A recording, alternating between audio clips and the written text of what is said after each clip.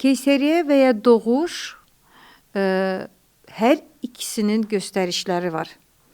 Hər bir qadın təbii doğuş üçün yaradılıbdır.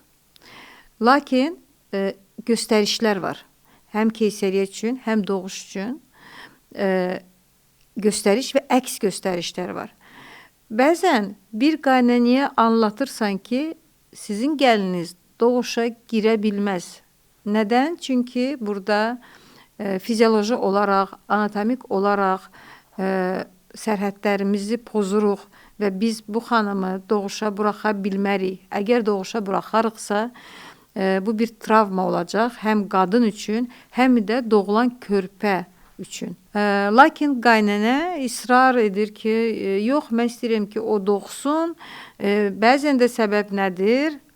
O doğuşdan sonra, əməliyyatdan sonra ona kim qulluq edəcək?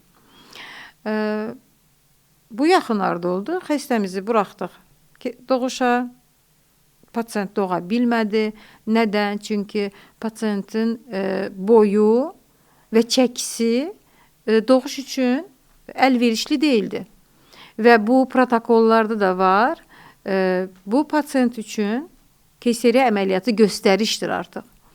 Lakin qaynanənin ısrarı ilə biz onu doğuşa buraxdıq və ən axırıncı məqamda məcburi qadını keyseriyə götürdük.